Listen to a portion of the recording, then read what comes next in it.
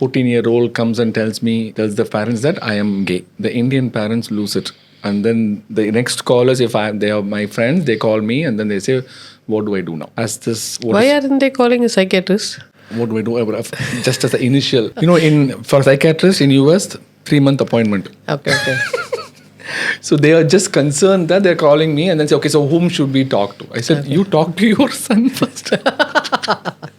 Oh, it's only sons who are speaking this, not daughters, huh? Daughter as well, but this is one of the personal experience that I had recently. No, actually, what happens is when the child becomes adolescent, enters puberty, it has multiple options. And adolescents, they have this issue about identity. They are going through a process called identity versus confusion. They are trying to define their role. They don't know who they are. So they think, maybe I'll fit into that mold. Oh, I don't fit in. Okay, this mold, not that. Okay, this mold. They are actually testing out their possibilities. And why should we immediately get panicky? The child says, maybe I'm gay. Oh, yeah, maybe you're gay. Let's see. But anyhow, you have to study. Anyhow, you have to become something. Anyhow, you have to take care of yourself. Anyway, you have to learn self-regulation. Prefrontal cortex takes 27 years to complete its growth in a male. So until 27, the boy will still not know who he is. Probably he'll keep moving. Maybe I'm not that. Maybe I'm this. And then the parents get confused. Last year you said this and this year you're saying this. What is happening to you? But that means the child has so much freedom. The child is free to test its limits, understand its possibilities, and the brain is growing. So without getting panicky, if we move along, hand-holding, calming the child, nurturing the child, whatever it's okay. You're still my child. Whatever the love is the same. But I want you to have a good life. I don't want you to have extraordinary suffering. But some parents cannot accept it because we are being taught that it is not the norm. We are being told that we own our children. We don't own them. We are only temporary guides for them. They will make their own lives. They are predetermined and their program is already written in the brain. It's not as if in Talayeluthu. It's a neuronal network. They are born with certain neuronal networks. We cannot change it. We don't have the technique or the scientific advancement to unentangle neurons and put them back together again. We don't have that ability now. Maybe we will in future, but now we don't have it. The growing brain, especially the male brain, has got a lot of issues. Sometimes the entire brain does not get masculinized because originally the primordial form, the brain is in a female form. Only when the boy baby has a Y chromosome, he develops his testes. Testes produces testosterone. Testosterone masculinizes the brain. I see. Some brains do not get completely masculinized. Nobody can change it. That's normal for that child. We have to create a space for the child. And Hinduism always created space for all kinds of people, all kinds of children. And now we are so proud to say we are Hindus, and then we exclude people, make them feel shame, make them feel small. That's not fair. Then that person is not real Hindu. We always gave spaces to people. Krishna was sometimes depicted as a transsexual person. We worship him, and then how can we have double standards? How the parents worry is, we are always worried about population, reproduction. Will I have grandchildren or not? No, also society, how they look at, if my son is gay or my daughter is No, the Western society does not even discriminate. This question does not even arise there. It's their Indian mindset that makes them think all these things. In the West, they are not going to have any difficulty. Even in India, people don't have that much difficulty. There's a running joke in a Western get-together, in all our Indian get-togethers, is that, your son is around 13, 14. I just wish I don't mind he is marrying an Indian person or an NRI person as long as he is marrying a girl.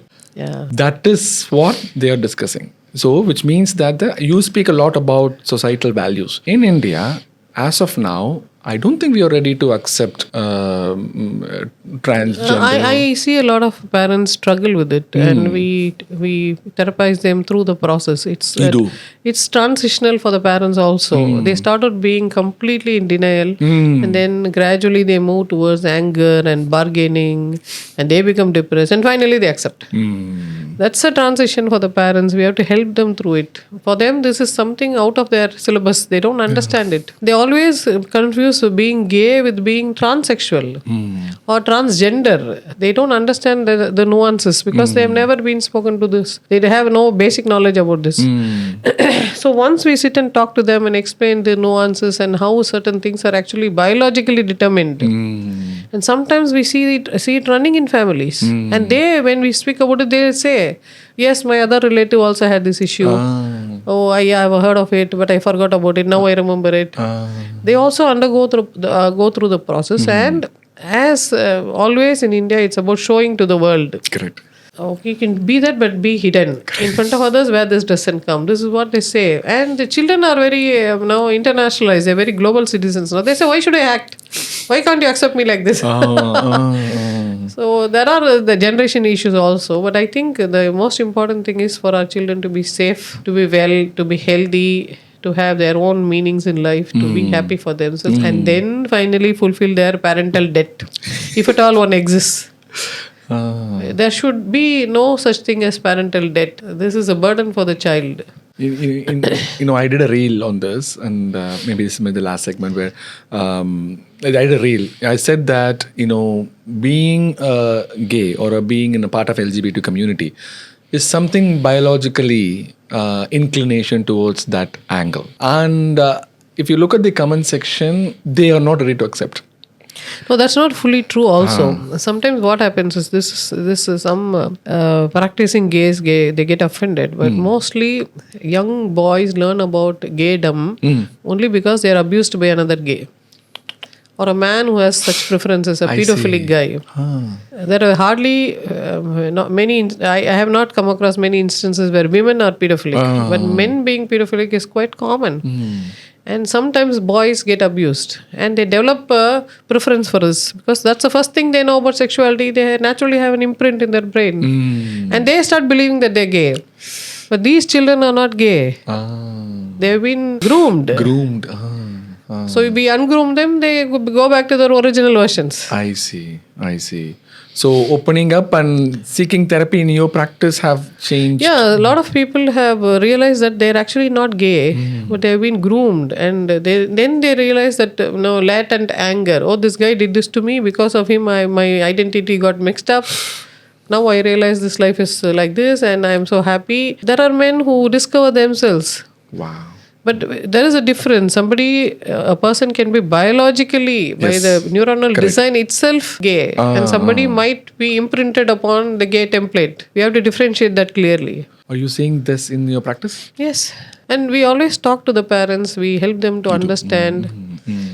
Sometimes the parents are far away. We make it a point to meet them, help them through the process, integrate the family. I see. It works. Normalizing this is the next step to do. It is normal. There's no question about it is normal, but increasing the awareness that it is normal. We should not drive away. We do not know. As we know, science today, we know the Y chromosome is getting deteriorated. We don't know if the men as we know today will continue to pass through generations. That is a fact. Is that right? The Y chromosome, testosterone levels, sperm levels, everything is undergoing a global change. And with the advent of AI, we might have the bionic male. Yes.